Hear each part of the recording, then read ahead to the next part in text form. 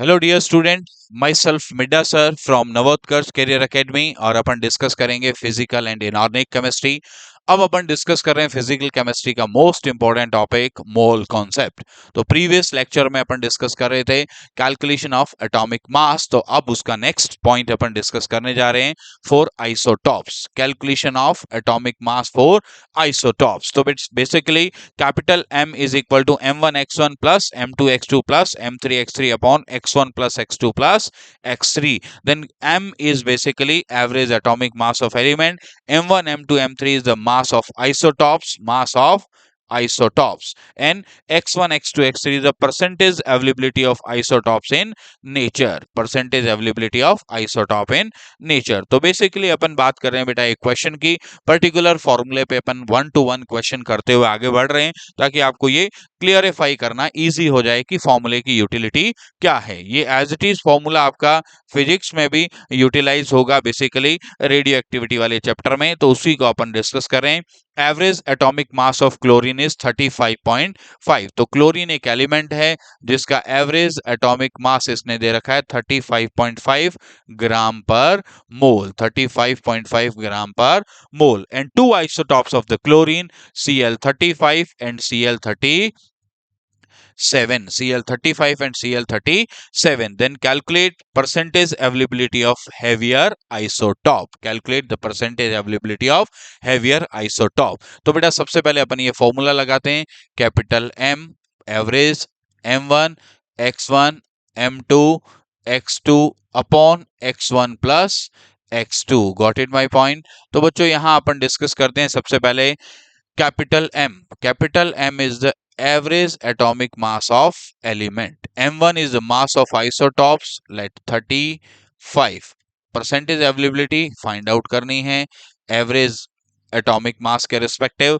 Next second isotope आपके पास था 37, x1 plus x2। Yes, अब अपन बात करते हैं बेटा इसको 35.5 x1 plus 35.5 x2 is equal to 35 x1 plus 37 x2। तो बेटा 35.5 x1 माइनस 35 x1, कैलकुलेशन करते बेटा 37 x2 शिफ्टिंग करेंगे 35.5 x2। Got it my point. अब अपने पास बेटा ये कितना आएगा बोलो 0.5 x1 और ये कितना है बेटा 1.5 x2। तो x1 by x2 is equal to 1.5 divided by 0.5। तो इज इट 3/1। कितना आ गया बेटा रेशो 3/1। अब अपन को percentage availability of heavier isotope find करना है। तो percentage of heavier isotope, percentage of Cl37, percentage of Cl37। ठीक है बेटा। तो Cl37 is basically x2। Cl को अपन ने 37 वाले को क्या कंसिडर किया x2। तो x2 upon total x1 plus x2 into 100. That is the method of calculation of percentage availability of any isotope. तो बेटा देखो x2 is 1, x2 is 1, ratio जब मैंने लिया तो ये 1 आ रहा है और टोटल अपने पास क्या है 3 plus 1 into 100। तो is equal to 1/4 into 100। so answer is 25%। 25%। देखो बेटा अब हम रिकॉल करते हैं इस क्वेश्चन को।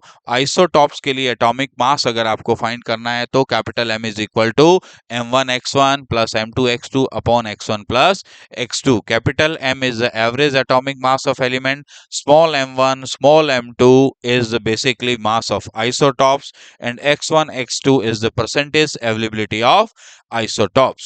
So average atomic mass of chlorine is 35.5 and two isotopes of the chlorine is Cl35 and Cl37. Then calculate percentage availability of heavier isotope. तो बेटा एवरेज एटॉमिक मास अपने पास है Cl का 35.5 ग्राम पर मोल and two isotopes is 35 and 37.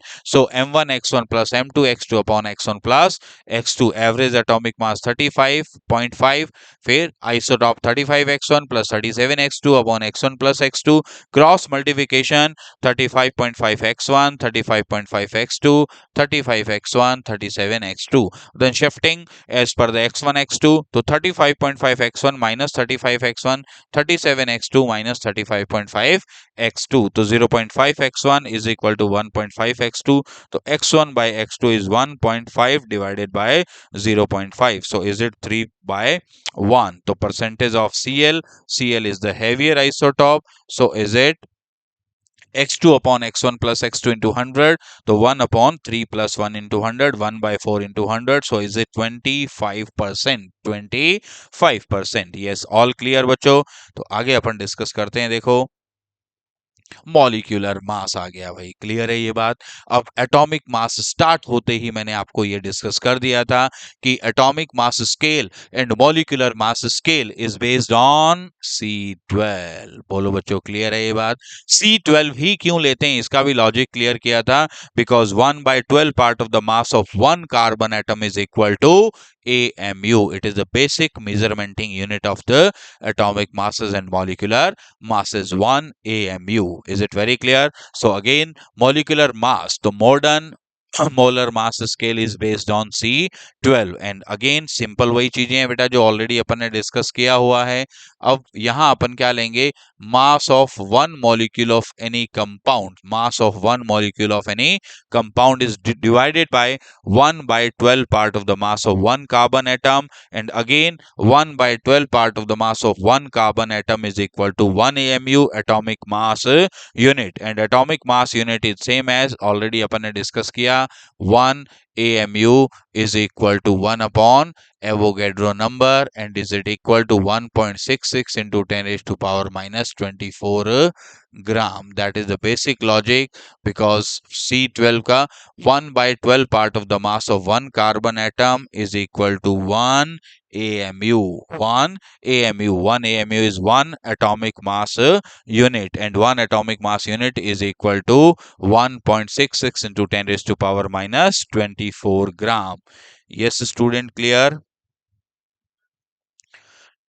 अब अपन similarly वही चीजें डिस्कस करेंगे बेटा। Mass of one atom of any element is always represent in AMU, then similar as mass of one molecule of any compound is represent in AMU।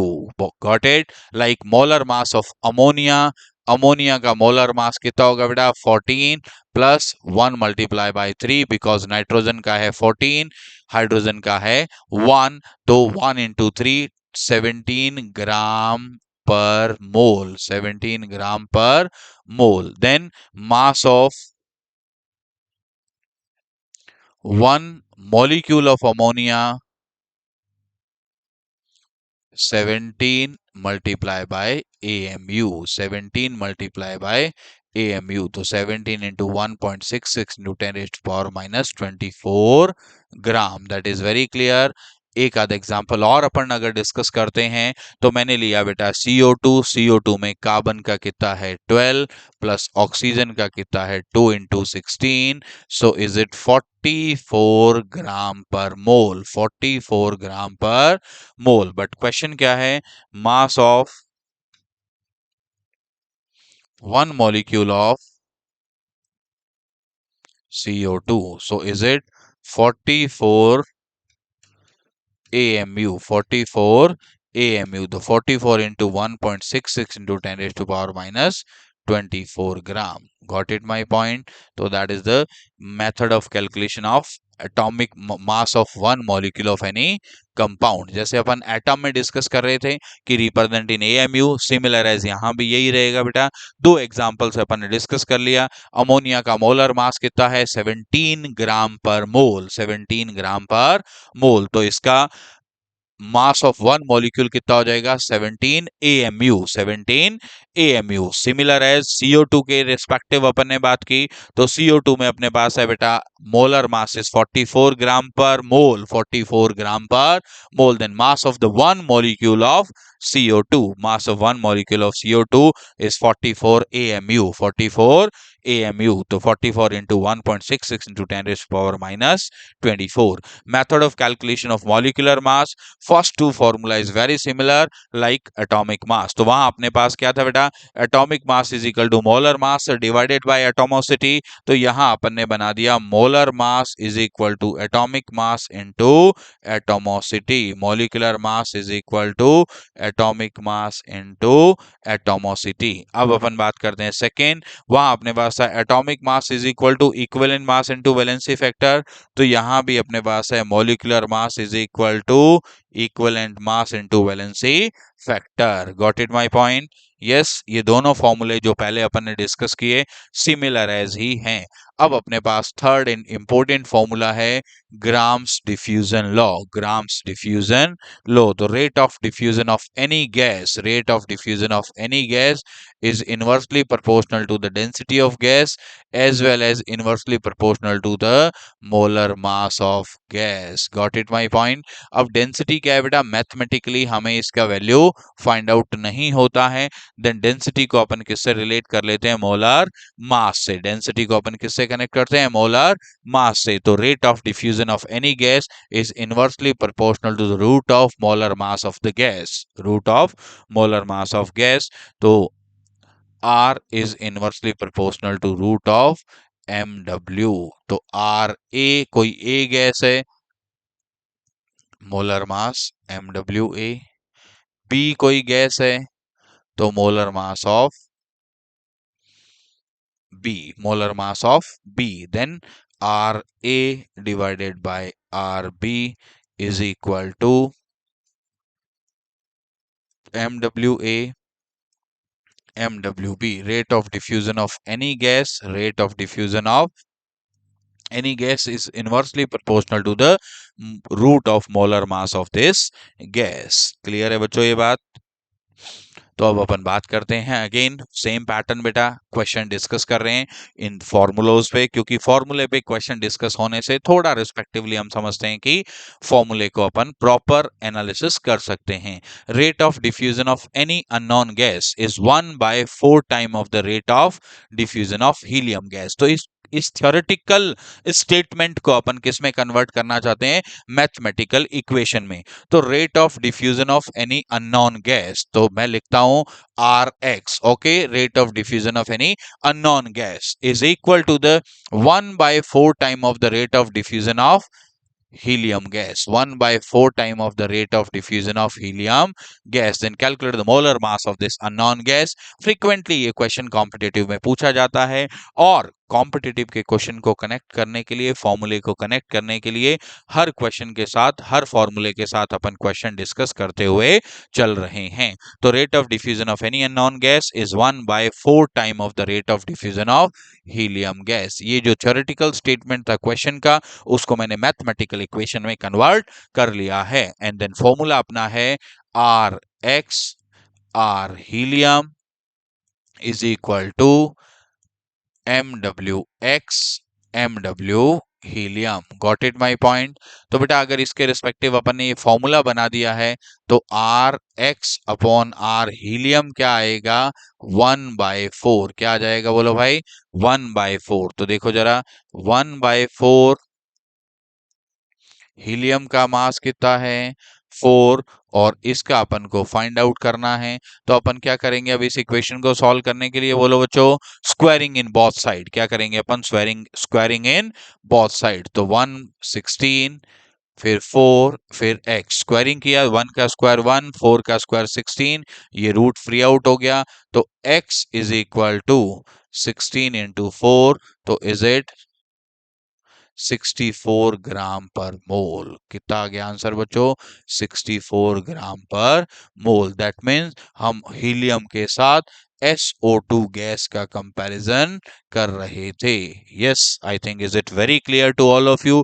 फॉर्मूले के साथ numerical करना, question करना बहुत कंपलसरी है, चाहे वो फिजिक्स और चाहे वो फिजिकल केमिस्ट्री हो, ताकि फॉर्मूले का जो बेसिक फिनोमेना है वो अपन को क्लियर हो जाता है. यस, नेक्स्ट अपन क्वेश्चन कर रहे हैं बेटा, rate of diffusion of any unknown gas is the 4 times of the rate of diffusion of oxygen gas. तो अगेन वेरी श्योर कि अपन इस थ्योरेटिकल स्टेटमेंट को मैथमेटिकल इक्वेशन में कैसे चेंज कर सकते हैं।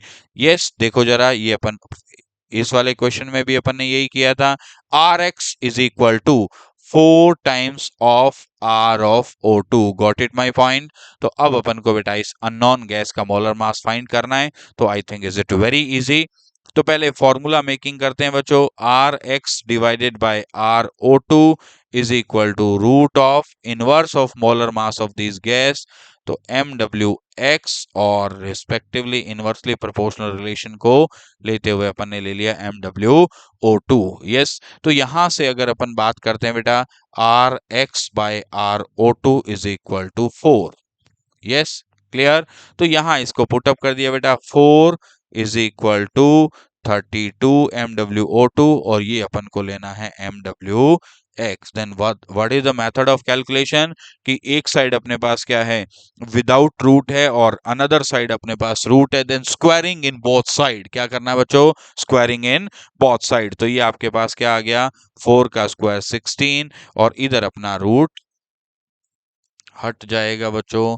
तो एम डब्ल्यू एक्स, तो M W X is equal to 32 divided by 16। Answer is 2 gram पर मोल। 2 ग्राम पर मोल, मतलब O2 गैस से अपन कंपैरिजन कर रहे हैं किसका, हाइड्रोजन गैस का। किसका कंपैरिजन किया अपन ने, हाइड्रोजन गैस का।